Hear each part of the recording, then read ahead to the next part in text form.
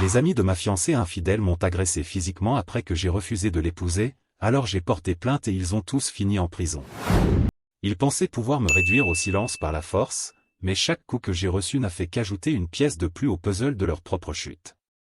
Et croyez-moi, quand la vérité a éclaté, les conséquences ont été bien pires que ce que quiconque aurait pu imaginer.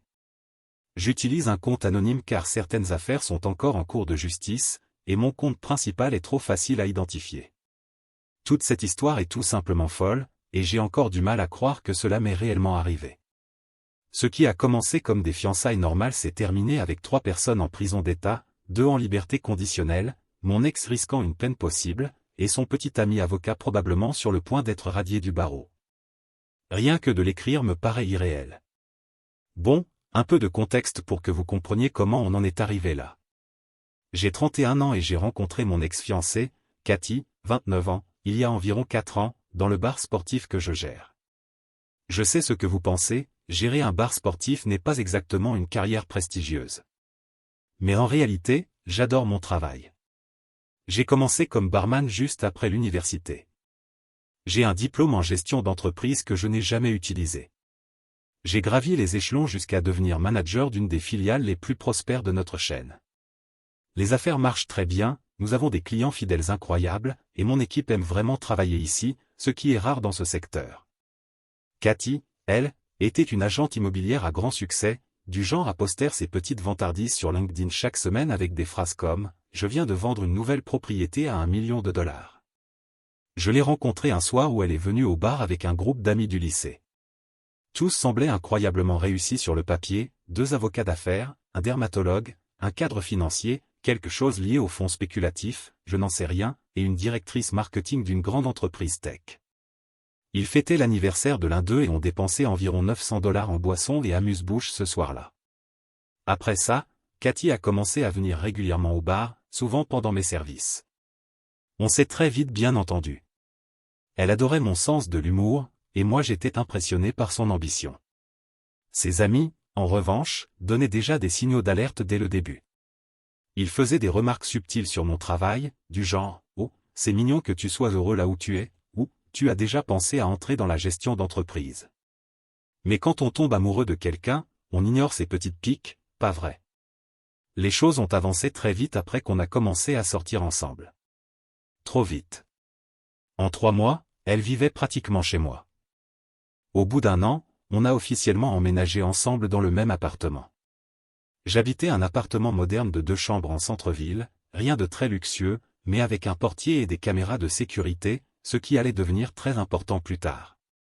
L'appartement était à mon nom, puisque j'avais un bon crédit et que j'y vivais déjà depuis plusieurs années.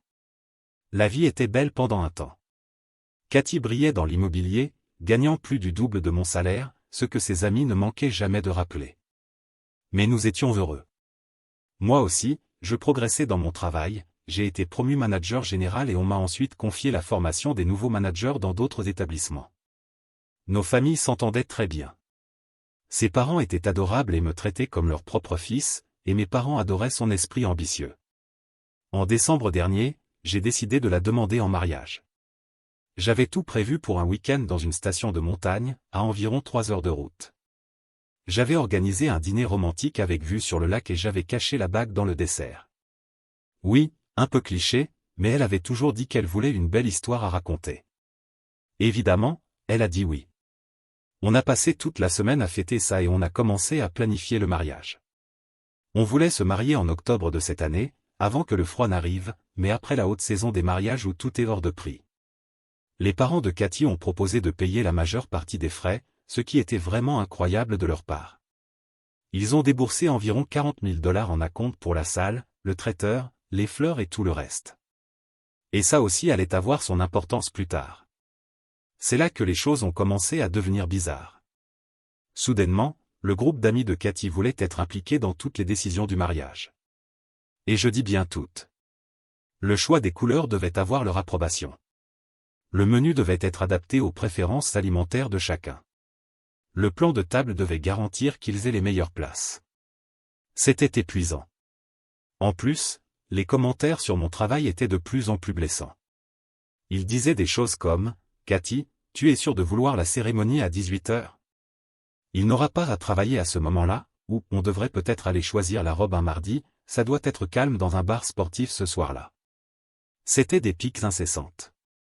Mais le pire, c'est que Cathy ne me défendait jamais. Soit elle riait avec eux, soit, pire encore, elle était d'accord. Et puis, j'ai commencé à remarquer d'autres changements. Cathy travaillait de plus en plus tard, avec toujours des visites urgentes de biens immobiliers à des heures étranges. Elle avait changé le mot de passe de son téléphone et le laissait toujours face contre la table, tout le temps. Un comportement classique d'infidélité, n'est-ce pas? Mais je lui faisais confiance, ou bien j'étais un idiot. Probablement les deux. Dans mon bar, nous avons une cliente habituelle, appelons-la Sarah, bien sûr, ce n'est pas son vrai nom. Elle vient tous les mercredis aux soirées quiz avec ses collègues. Cela fait des années, elle laisse toujours de bons pourboires et n'a jamais causé de problème. C'est exactement le genre de cliente qu'on aime servir.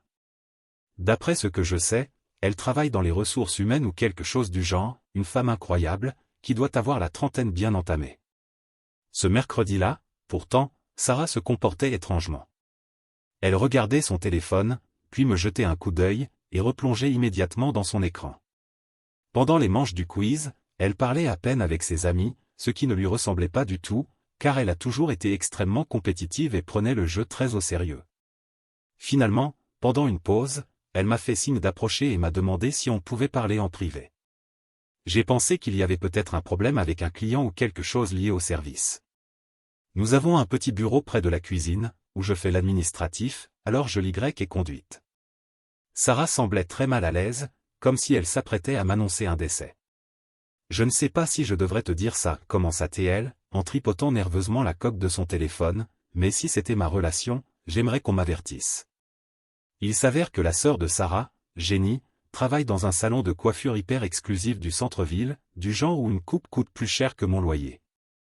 Ce matin-là, Cathy était allée pour faire des mèches. Apparemment, elle fréquentait déjà ce salon depuis 1 an, toujours en prenant rendez-vous au moment où je travaillais. Cette fois-là, Cathy avait passé toute la séance, presque 2 heures, au téléphone avec quelqu'un qu'elle appelait « bébé » et « mon amour ».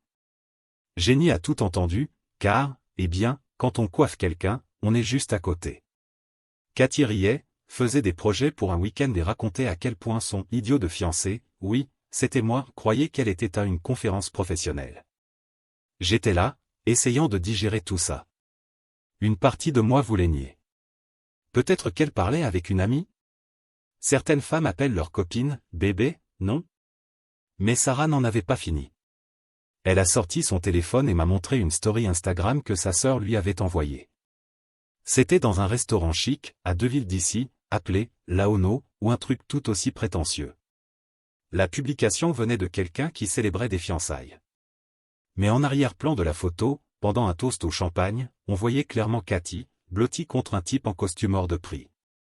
C'était le vendredi précédent, la même soirée où elle m'avait dit qu'elle sortait entre copines. Mes mains tremblaient tellement que j'avais du mal à tenir le téléphone. L'heure de la story indiquait 21h47. À 21h52, Cathy m'avait envoyé un selfie de sa soirée entre filles, avec elle et ses amis portant des masques de beauté. Elle avait littéralement mis en scène une fausse photo pour couvrir son rendez-vous. J'ai remercié Sarah. Que pouvais-je dire de plus à quelqu'un qui venait de réduire ma vie en miettes? Elle s'est excusée au moins 20 fois, disant qu'elle se sentait affreuse. Je lui ai répondu qu'elle avait fait ce qu'il fallait. En guise de remerciement, j'ai payé l'addition de son groupe ce soir-là. Mon patron est cool avec ce genre de choses. Je suis retourné travailler. Il me restait encore 5 heures de service. Mon esprit tournait à 1000 à l'heure, mais j'ai décidé de ne pas confronter Cathy immédiatement. Il me fallait des preuves. À la maison, nous avions un iPad partagé, qu'on utilisait pour regarder Netflix au lit. Quelques mois plus tôt, Cathy avait eu un problème avec son téléphone et avait dû tout synchroniser via iCloud sur l'iPad, et apparemment, elle avait oublié de se déconnecter. Ce soir-là, après mon service, alors qu'elle prétendait dormir chez une amie, bien sûr, j'ai pris l'iPad. Mon Dieu! Il y avait des centaines de messages entre elle et son ex, Michael, non fictif. Ce n'était pas un simple écart. Il se retrouvait dans un hôtel de luxe près de son bureau depuis février. Les textos étaient explicites. Je vous épargne les détails, mais ce n'était pas seulement de l'intimité. Il se moquait de moi, faisait des plans pour leur avenir et parlait de « cette fois où il ferait les choses correctement ». Le pire? Tous ses amis étaient au courant. Chacun de ces « professionnels accomplis » aidait activement Cathy à me tromper. Leur groupe de discussion était rempli de conseils sur comment mieux cacher les choses, de blagues sur mon travail, au moins Michael peut l'emmener dans un vrai restaurant, pas dans un bar. Il l'entraînait même sur ce qu'elle devait dire si je commençais à me douter de quelque chose. En fait, il l'encourageait à attendre après le mariage pour me quitter, afin qu'elle puisse obtenir plus d'argent lors du divorce. J'ai pris des captures d'écran de tout. Je me les suis envoyées par email, je les ai sauvegardées sur Google Drive et j'ai même pris des photos de l'écran de l'iPad avec mon téléphone, juste par précaution. Les archives remontaient à plusieurs mois. Chaque soirée entre filles, chaque événement de travail, chaque conférence professionnelle, elle était avec lui. Et ses copines? Elle ne faisait pas que couvrir ses mensonges. Elle l'aidait à tout organiser. Il y avait même un message le soir où je l'ai demandé en mariage. Pendant que j'attendais nerveusement notre réservation au restaurant, répétant mon discours dans ma tête, elle envoyait ce texto à lui. « Ne t'inquiète pas, bébé. Ça ne change rien, c'est juste une formalité. Tu es le seul que j'aime vraiment. Je n'ai pas dormi cette nuit-là. Je suis resté assis dans notre salon, lisant 4 mois de mensonges, essayant de comprendre comment quelqu'un pouvait être aussi cruel. Comment peut-on dormir chaque soir à côté d'une personne, construire un futur avec elle, tout en conspirant activement pour la détruire? Le soir suivant, quand elle est rentrée après avoir montré des maisons, encore un mensonge, puisque les messages prouvaient qu'elle était chez lui, j'étais déjà prêt. Je n'ai pas crié, je n'ai pas pleuré. J'ai simplement tendu l'iPad ouvert sur ses messages. J'étais assis dans le salon quand Cathy est rentrée vers 19h. Elle est entrée toute joyeuse, racontant comment elle avait montré 3 maisons dans la journée. En réalité, elle n'en avait montré aucune. Je l'ai laissée parler 1 minute pendant qu'elle posait ses affaires. Elle a même eu l'audace de me demander ce que je voulais manger pour le dîner, comme si tout était normal. J'avais passé la journée entière à répéter ce que j'allais dire, mais quand le moment est arrivé, aucun mot n'est sorti. J'ai juste posé l'iPad devant elle, déjà ouvert sur ses échanges avec Michael. Elle a essayé de jouer les innocentes pendant 2 secondes. Qu'est-ce que je suis censé voir? Puis elle a remarqué la date des messages et a littéralement laissé tomber l'iPad sur la table basse. Vous avez déjà vu le visage de quelqu'un changer complètement? Comme si un masque tombait? C'est exactement ce qui s'est passé. En 5 secondes, elle est passée de confuse à terrifiée, puis à furieuse. Elle a commencé à hurler que j'avais violé sa vie privée et que je n'avais pas le droit de fouiller ses messages. Sérieusement? C'est ça qui te préoccupe? Je suis resté silencieux. Mon expérience de barman m'a appris à garder mon calme. J'ai continué à faire défiler les textos pendant qu'elle s'emportait. Quand je suis arrivé au message de la nuit de nos fiançailles, je lui ai repassé l'iPad. Lis ça à voix haute. Elle n'a pas lu. À la place, elle s'est mise à pleurer. Mais ce n'était pas des larmes de regret. C'était ce faux pleur manipulateur, vous savez, celui qui vous fait culpabiliser d'avoir découvert la vérité. Elle répétait que c'était une erreur, que ça ne signifiait rien, que Michael appartenait à son passé mais que moi j'étais son avenir. Spoiler, d'après les messages que j'avais lus, je n'étais que son plan financier jusqu'au divorce, quand elle pourrait soutirer plus d'argent. Et là, le plus fort, elle a essayé de me faire porter la faute. Elle disait que j'étais émotionnellement inaccessible parce que je travaillais le soir au bar. Qu'elle se sentait seule. Que Michael la comprenait mieux parce qu'ils venaient du même milieu. Et puis elle a sorti cette perle. Si tu n'avais pas fouillé dans mes messages privés, on aurait pu être heureux. C'est à ce moment-là que j'ai perdu un peu mon calme. Je n'ai pas crié, mais je n'étais plus aussi posé. Je lui ai demandé si elle croyait vraiment qu'on aurait pu être heureux alors que ses copines organisaient à la fois le mariage et le divorce. Je lui ai demandé combien de nos moments spéciaux elle avait gâchés en envoyant des textos à lui juste après. Nos fiançailles, les fêtes, les anniversaires, il y avait toujours un message pour lui dans la foulée. Soudain, elle a changé de tactique, plus vite qu'un politicien en campagne. Maintenant, tout tournait autour des acomptes du mariage, de l'argent que mes parents avaient déjà payé, et de ce que les gens allaient penser. Pas un mot de regret ou d'amour. Elle ne pensait qu'à l'argent et aux apparences. Je lui ai dit que, bien évidemment, le mariage était annulé et qu'elle avait 30 jours pour déménager. Mais elle a murmuré qu'elle avait déjà appelé du renfort. Oui, elle appelait les pros. Tu vas le regretter, m'a-t-elle dit en tapant sur son téléphone. Tu n'as aucune idée de qui tu t'attaques. J'ai ri. Qu'est-ce que c'était censé être? Un mauvais film de mafia? Je lui ai répété qu'elle avait 30 jours pour faire ses valises et partir, et que je passerais la nuit chez un ami pour lui laisser de la place pour commencer à emballer ses affaires. J'ai commencé à préparer mon sac avec quelques vêtements et affaires pour le travail du lendemain. Elle continuait à taper sur son téléphone. Elle pleurait, mais elle souriait aussi par moments. Ça aurait dû être mon premier avertissement que quelque chose n'allait vraiment pas. J'étais presque à la porte quand elle a dit. Elles arrivent déjà. Tu devrais attendre et écouter leur version. Je ne suis pas un petit gars. Travailler dans un bar m'a appris à me défendre si les choses tournent mal. Mais il y avait quelque chose dans son ton qui m'a glacé le sang.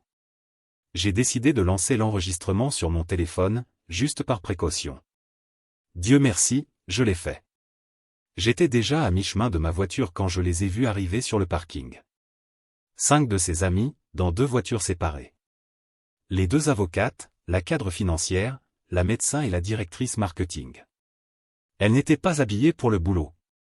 On aurait dit qu'elle sortait tout droit de la salle de sport ou quelque chose du genre. Et aucune n'avait l'air ravie. Alors voilà, moi, seul sur le parking, face à 5 femmes furieuses sortant de leur voiture, et Cathy, qui regardait la scène depuis notre appartement. Mon téléphone enregistrait toujours dans ma poche, merci mon Dieu pour cette décision, et j'essayais de décider si je devais retourner à l'intérieur ou tenter de rejoindre ma voiture. Avant que je puisse me décider, Anna, la cadre financière, s'est mise à hurler. Tu es un abuseur. Et on ne te laissera plus jamais faire de mal à Cathy. Pardon, quoi? Les 4 autres ont commencé à m'encercler, bloquant aussi bien le chemin vers ma voiture que celui vers l'entrée de l'immeuble. Rachel, la première avocate, a sorti son téléphone et a commencé à filmer, en déclarant bien fort. Nous sommes seulement ici pour aider Cathy à récupérer ses affaires en toute sécurité. Personne ne veut de violence. Pendant ce temps, Jessica, la deuxième avocate, envoyait des messages en souriant, comme si tout cela n'était qu'une mauvaise blague. La docteure Maria et Ashley, la directrice marketing, restaient plantées là, l'air nerveux, mais essayant de paraître dur. J'ai gardé une voix très calme, j'ai levé les mains bien en vue et j'ai dit. J'ai donné à Cathy un préavis de 30 jours, comme la loi l'exige. Je pars ce soir pour lui laisser de l'espace afin de faire ses cartons. S'il vous plaît, n'aggravez pas cette situation. C'est alors que Anna a décidé de se coller à moi, hurlant qu'elle savait tout de mon soi-disant abus, et qu'elle n'allait pas laisser Cathy passer une nuit de plus avec un monstre, comme moi. Je reculais, les mains toujours levées, en disant. Il y a des caméras de sécurité partout et j'enregistre tout ça. Laissez-moi juste partir. Avec le recul, mentionner que j'enregistrais a été ma grosse erreur. Rachel a immédiatement crié. Il menace de publier des enregistrements privés de Cathy. Prenez-lui son téléphone. Et c'est là que tout est devenu complètement fou. Anna s'est jetée sur la poche de ma veste, là où se trouvait mon téléphone. J'ai tenté de l'esquiver, mais Jessica m'a attrapé par derrière et m'a plaqué au sol. Je fais 1,85 mètres, et elle à peine 1,62 mètres, mais elle avait fait du rugby à l'université, je l'ai appris au procès, et savait parfaitement ce qu'elle faisait. Je me suis retrouvé à terre, Jessica essayant de m'immobiliser, Anna me donnant des coups de pied, et Rachel qui continuait à filmer tout en criant. Arrête de résister. Pourquoi tu luttes? Maria et Ashley restaient là, terrifiés, mais sans intervenir. Je faisais de mon mieux pour ne pas riposter, car je savais exactement à quoi cela ressemblait, un grand gaillard contre plusieurs femmes plus petites. J'essayais seulement de protéger ma tête et d'éviter de blesser qui que ce soit. C'est alors que Cathy est sortie de l'appartement en courant avec. Mon Dieu, rien que d'y repenser, j'en ai des frissons. Notre bloc de couteaux de cuisine. Pas juste un couteau, mais tout le bloc en bois avec l'ensemble. Elle criait que je devais apprendre ma leçon, et a commencé à distribuer des couteaux à ses amis. Je n'ai pas honte de l'admettre, j'ai paniqué. Jessica me maintenait toujours, Anna me frappait, et maintenant elles avaient des couteaux. J'ai réussi à libérer un bras et à attraper mon téléphone. J'ai appuyé sur le bouton d'urgence, si vous pressez 5 fois rapidement le bouton latéral de l'iPhone, il compose automatiquement le 911. J'ai commencé à hurler de toutes mes forces que la police arrivait, espérant que quelqu'un dans l'immeuble m'entende. Rachel, qui filmait encore, a crié. Personne ne te croira. Et puis. Mon Dieu. Anna m'a poignardé. Elle m'a réellement planté dans le bras. Pas très profondément, car j'ai réussi à me décaler à temps, mais assez pour nécessiter 12 points de suture par la suite. Il y avait du sang partout. Je pense que ça a effrayé Maria et Ashley, car elles ont commencé à reculer. Les minutes suivantes sont floues. Je me souviens de Cathy qui hurlait. Finissez-le. Jessica criait en me serrant encore plus fort. Et puis, des sirènes. Beaucoup de sirènes. Soudain, le parking était rempli de voitures de police. Heureusement, un de mes voisins avait vu ce qui se passait et avait aussi appelé le 911.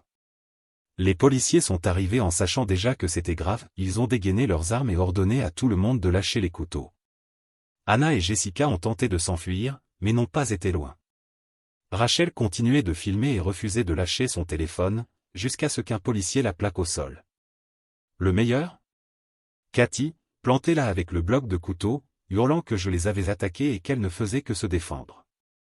Pendant ce temps, moi, j'étais en sang sur le parking, clairement sans me battre, et tout était enregistré par au moins 3 caméras différentes, mon téléphone, la caméra de surveillance de l'immeuble et le direct stupide de Rachel. Les heures suivantes sont floues, l'ambulance, les urgences, les interrogatoires de la police, des dizaines de photos de mes blessures. En plus de la plaie au bras, j'avais 2 côtes cassées, une commotion cérébrale et j'avais l'air d'avoir fait 10 rounds contre un combattant de l'UFC. Mais le plus fort, c'est qu'après. J'ai appris que, pendant que j'étais à l'hôpital, ces idiotes se disputaient au commissariat avec les flics pour récupérer leur téléphone et effacer des choses personnelles. Rachel, oui, une avocate, a littéralement dit. Si vous lisez notre groupe de messages, vous allez mal interpréter. Les jours qui ont suivi l'agression ont été un vrai chaos. J'ai passé ma première nuit aux urgences à recevoir des points de suture et des soins. Petit conseil professionnel, quand l'infirmière te demande ton niveau de douleur et que tu réponds quelque chose comme 4 ou 5, même avec des côtes cassées, elles partent du principe que tu joues au dur, et te donnent quand même les bons analgésiques. Pendant qu'on me soignait, une avocate des victimes du bureau du procureur est venue me voir. Elle a commencé à m'expliquer tout un tas de choses juridiques, mais j'étais complètement stone à cause de la médication. Le seul truc dont je me souviens clairement, c'est qu'elle a dit, c'est le cas d'agression préméditée le plus évident que j'ai vu depuis des années. Je n'avais aucune idée à quel point elle avait raison. Pendant ce temps, Cathy et son escouade de psychopathes passaient leur petite nuit sympa au centre de détention du comté. J'ai appris plus tard qu'elles avaient dû être séparées en cellules différentes parce qu'elles n'arrêtaient pas d'essayer de coordonner leur version. Rachel, l'avocate numéro 1, réclamait sans cesse son « unique coup de fil », comme dans une série télé. Jessica, l'avocate numéro 2, sortait le classique « Vous savez qui je suis ». Anna, celle qui m'avait poignardé, a complètement pété un câble quand sa veste de luxe a été saisie comme preuve parce qu'il y avait mon sang dessus. Et maintenant, le meilleur. Vous vous souvenez que j'avais dit que Rachel filmait tout? En réalité, elle diffusait en direct dans son groupe privé Instagram. La police a obtenu un mandat pour fouiller leurs téléphones et réseaux sociaux et a tout trouvé. Non seulement l'agression, mais aussi des mois de planification pour ce genre de coup. Leur chat de groupe était une véritable mine d'or. Ces professionnels raffinés avaient littéralement un plan détaillé. Pousser Cathy à me provoquer pour que je m'énerve. Filmer ma réaction et la monter pour faire croire à de la violence domestique. Me faire arrêter et expulser de mon propre appartement. Aider Cathy à emménager avec Michael, son ex, pendant que je serais en prison. Attendre que la date du mariage passe puis demander le divorce en invoquant de la détresse émotionnelle. Utiliser les vidéos trafiquées pour obtenir un meilleur accord financier. Elles avaient tout préparé comme si c'était un PowerPoint de psychopathe. Il y avait même des messages sur les meilleurs angles de caméra et qui devait faire quoi. Le meilleur? Elles utilisaient leur téléphone professionnel. Oui, ces génies ont planifié une agression avec leur portable de boulot. Mais attendez, c'est encore plus savoureux. 2 jours après l'attaque, alors que j'étais encore à l'hôpital, Cathy est allée à mon travail et a commencé à dire à mes employés et à mes clients que j'étais violent, que j'avais attaqué ses amis et que tout le monde devait connaître la vérité sur moi. Mon assistant manager, un vrai héros, a tout enregistré avec les caméras de sécurité et a appelé la police. Elle l'a refait 3 fois avant d'être finalement arrêtée pour violation de l'ordonnance restrictive d'urgence imposée contre elle. Et chaque fois, elle emmenait une amie différente. Maria et Ashley, qui n'avaient pas été arrêtées parce qu'elles étaient témoins, l'accompagnaient et filmaient tout, croyant probablement qu'elle collectait des preuves. Spoiler, ces vidéos ont été utilisées contre elle. Puis Michael, le petit ami avocat, a décidé de s'en mêler. Ce génie a commencé à envoyer des emails menaçants, à moi ainsi qu'aux policiers qui avaient arrêté ses copines. On parle de répliques dignes d'un méchant de cinéma, du genre. Tu n'as aucune idée de qui tu t'attaques. J'ai des amis au bureau du procureur. Tout ça disparaîtra si tu retires ta plainte. Et d'où envoyait-il ces emails? De son adresse professionnelle, celle de son propre cabinet d'avocat. Oui, un avocat agréé qui menace une victime et les forces de l'ordre avec l'email officiel de son travail. Le procureur en salivait presque en découvrant ça. Environ une semaine après l'agression, les avocats de la défense, tous très haut de gamme, ont débarqué à l'audience de mise en liberté sous caution, comme s'ils sortaient d'un plateau de télé. Arrogants, confiants, vantant les réputations impeccables et le prestige dans la communauté de leurs clientes. Le juge, un vieil homme qui semblait prêt à s'assoupir pendant toute leur plaidoirie, a simplement attendu qu'il termine. Puis le procureur s'est levé et a lâché des bombes. Les images complètes des caméras de sécurité de l'immeuble. L'enregistrement de mon téléphone. Le live stream de Rachel. Les messages du chat de groupe. Des captures d'écran où elle cherchait des choses comme « Comment rendre crédible une allégation de légitime défense » et « Ou poignarder quelqu'un pour que ça ressemble à de la défense ». Les menaces de Michael. Le harcèlement de Cathy sur mon lieu de travail. Mes dossiers médicaux montrant des blessures défensives. Les témoignages des voisins. Le foutu bloc de couteau avec les empreintes de Hannah et mon ADN. Le visage du juge est passé de « papy endormi » à « colère implacable » en 2 secondes. Il a fixé la caution à $500 000 chacune. Hannah, Jessica et Rachel ont dû rendre leur passeport et porter des bracelets électroniques, car elles étaient considérées comme risque de fuite. Apparemment, elles avaient toutes des comptes bancaires à l'étranger et des biens immobiliers. Maria et Ashley, qui n'avaient pas participé directement à l'attaque, ont été inculpées de délits moins graves et ont eu des cautions plus basses, mais elles ont quand même dû porter des bracelets électroniques. Cathy a été inculpée de complot et a dû rendre son passeport. Mais la véritable bombe est tombée environ 2 semaines plus tard. Ashley, qui s'effondrait depuis l'attaque, a fini par craquer. Son avocate a contacté le bureau du procureur en expliquant qu'elle voulait négocier un accord. Il se trouve qu'elle avait un autre groupe de discussion dont les autres ignoraient l'existence, où elles avaient été encore plus explicites sur leur plan. Elle possédait des messages vocaux de Cathy parlant de la façon dont elles avaient répété l'agression dans la salle de sport de Maria, des vidéos d'elles discutant de comment rendre crédible une prétendue légitime défense, des messages sur le choix de mon appartement précisément parce qu'elles connaissaient l'emplacement des caméras de sécurité et pensaient pouvoir utiliser les images à leur avantage. Le meilleur? Elle avait une vidéo de tout en train de fêter les fiançailles de Cathy dans un bar à vin, en planifiant comment l'aider à obtenir un meilleur accord de divorce, et me ruiner au passage. Cela s'est passé la même nuit où je l'ai demandé en mariage. Alors que j'envoyais la bonne nouvelle à nos familles, elle complotait littéralement pour détruire ma vie. Le procès a commencé en novembre, environ 7 mois après l'attaque. Ces mois ont été difficiles. Cathy et ses 2 amies qui n'étaient pas incarcérées, Maria et Ashley, continuaient de répandre des mensonges sur moi dans la ville. Elles créaient de faux comptes sur les réseaux sociaux pour poster des extraits montés de l'agression, tentaient de contacter mes employés pour trouver quelque chose contre moi et allaient même chez mes parents pour raconter leur version. Mon avocate, désignée par le bureau du procureur parce qu'il s'agissait d'une affaire criminelle, était une petite femme d'une 50aine d'années, l'air de la gentille tante de tout le monde, mais au tribunal, elle était redoutable. La première chose qu'elle m'a dite fut de tout documenter et de ne répondre à aucun de leurs contacts. C'est exactement ce que j'ai fait. Chaque faux compte, chaque tentative de harcèlement, chaque détail a été enregistré, ce qui n'a fait qu'aggraver leur cas. Le procès en lui-même a été surréaliste. La stratégie de la défense était intéressante. Elles ont tenté d'argumenter qu'elle protégeait Cathy d'une relation abusive, sans aucune preuve. Elles ont dit avoir agi en légitime défense, malgré le fait d'avoir apporté des couteaux pour m'attaquer. Leurs avocats ont essayé de me présenter comme un petit ami violent et contrôlant, prétendant que je les avais surprises en train de tromper et mises à la porte, comme si c'était impensable. J'ai dû témoigner pendant 2 jours entiers. Leurs avocats ont tout tenté pour me faire perdre mon sang-froid, m'ont traité de menteur, suggéré que j'étais le véritable abuseur et essayé de me peindre en homme contrôlant parce que je n'aimais pas que Cathy sorte seule avec ses amis, alors qu'elle me trompait. Mais être barman vous apprend à rester calme face à ce genre de clients, alors je me suis contenté de dire la vérité. Le dossier du procureur était impressionnant à voir. Ils avaient installé un écran géant dans la salle et ont tout montré dans l'ordre chronologique. Les enregistrements des caméras de sécurité montrant leur arrivée à mon appartement et la façon dont elles s'étaient positionnées pour m'encercler. L'enregistrement de mon téléphone pendant l'attaque. L'expertise des couteaux de Rachel. Les images de l'agression captées par les caméras de l'immeuble. Les vidéos des caméras piétons de la police lors des arrestations.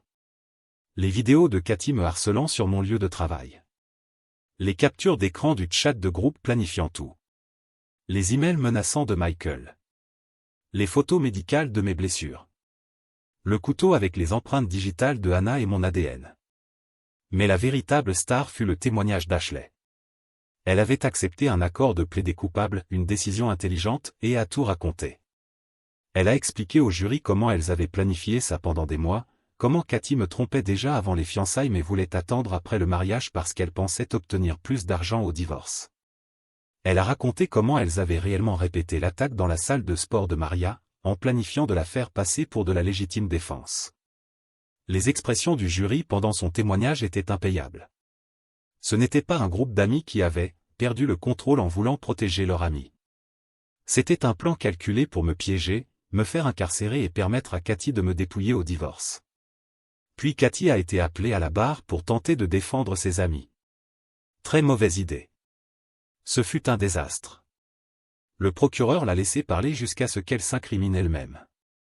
Elle a commencé en pleurant, affirmant être terrorisée par moi, sans aucune preuve, tout en vivant volontairement avec moi. Puis, elle s'est emportée quand on a montré ses messages planifiant l'attaque. Elle a commencé à hurler que je méritais ça parce que j'avais fouillé son iPad.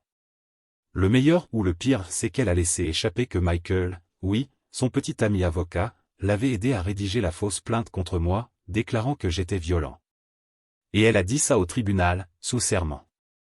Les yeux du procureur brillaient comme si c'était Noël. La défense s'est effondrée à ce moment-là. Le jury n'a mis que 6 heures pour les condamner. Hannah, Jessica et Rachel, reconnus coupables de tentative d'agression aggravée, de complot et d'autres délits. Maria, reconnue coupable de complot et de complicité. Ashley, grâce à son accord, a seulement reçu une probation. L'audience de la sentence a été une pièce à part entière. Le juge était visiblement furieux. Il a qualifié cette affaire de l'un des plans les plus calculés et malveillants qu'il ait vu en 30 ans. Il a déclaré que le fait qu'elles soient des professionnels du droit rendait les choses encore pires, puisqu'elles savaient parfaitement qu'elles commettaient des crimes. Les peines ont été les suivantes. Hannah, 36 mois de prison d'État, sans libération conditionnelle possible avant 24 mois, puis 5 ans de probation. Jessica, même sentence qu'Hannah. Rachel, même sentence qu'Hannah. Maria, 18 mois de probation et 300 heures de travaux d'intérêt général. Ashley, 12 mois de probation grâce à son accord. Cathy attend encore un procès séparé, mais a déjà accepté un accord de plaider coupable. Et maintenant? Michael. Ah, vous n'allez pas croire ce qui lui est arrivé. Ils ont tous perdu leur licence professionnelle. Les avocates ont été radiées du barreau. La médecin a perdu sa licence médicale. La cadre financière a perdu toutes ses certifications. Carrière luxueuse détruite. Réputations anéanties. Liberté envolée pour 3 ans. S'il y a une mise à jour, je vous en informerai. Merci pour vos commentaires et votre soutien. Commentaire Monsieur Reddit. Ah, quel plan génial! Un escadron de professionnels accomplis qui pensaient transformer une tentative de meurtre en jackpot financier digne d'un mauvais soap-opéra. Résultat? Licence annulée, réputation détruite et 3 ans de prison pour méditer sur leur brillante stratégie. Pas vraiment le grand final glamour qu'elles avaient prévu, n'est-ce pas?